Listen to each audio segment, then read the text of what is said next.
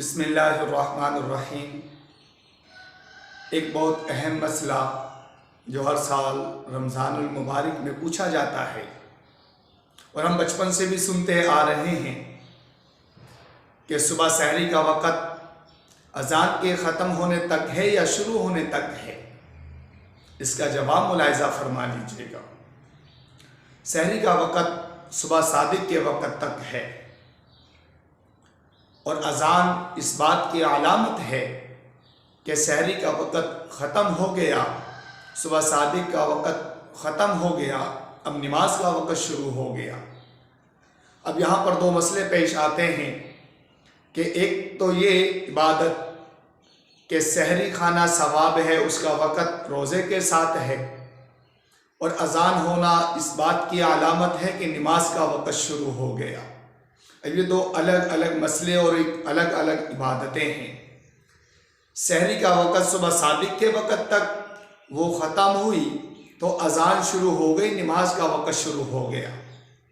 اور بعض دفعہ ہمارے لوگ سحری تو کھا لیتے ہیں، کھانا وغیرہ کھا لیتے ہیں، پانی یا چائے وغیرہ کھاتے پیتے رہتے ہیں کہ اذان کے ختم ہونے تک سحری ہے۔ یہ بات بالکل غلط ہے۔ سحری کا وقت یاد رکھیے گا صبح صادق کے وقت تک ہے اور نماز کا وقت اذان کے شروع ہو جانے کے ساتھ ہے۔ اگر کوئی بندہ کھاتا پیتا رہا اذان کے ختم ہونے تک تو اب مسئلہ پیش آتا ہے اس کا روزہ ہوا یا نہیں ہوا۔ اس کا روزہ نہیں ہوگا کیونکہ سحری کا وقت تو صبح صادق کے وقت تک تھا، اور یہ صبح صادق کے وقت جب سحری ختم ہوئی، یہ روزے کے وقت میں کھاتا پیتا رہا اذان تک، اذان علامت تھی نماز کی۔ اب خود سوچئے گا، اگر کوئی شخص صبح سحری کھاتا ہے اور وہ دوپہر کو کھانا کھا لے، اس کا روزہ ہوگا یا نہیں ہوگا؟ سب کہیں گے نہیں ہوگا۔ اسی طرح اذان ہوئی تو روزے کا وقت ختم ہو گیا۔ جب وقت ہی ختم ہو گیا اور یہ کھاتا پیتا رہا اذان کے اختتام تک، اس کا روزہ ہوا یا نہیں ہوا؟ اس کا روزہ نہیں ہوگا۔ اور یاد رکھیے گا، اس روزے کا کفارہ نہیں ہے۔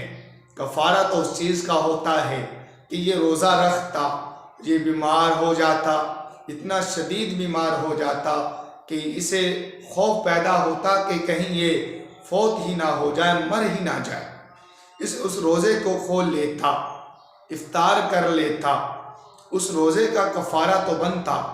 اس نے تو روزہ ہی چھوڑ دیا، روزہ ہی نہیں ہوا، پھر اس کا کفارہ نہیں بلکہ اس کی قضا کرے گا۔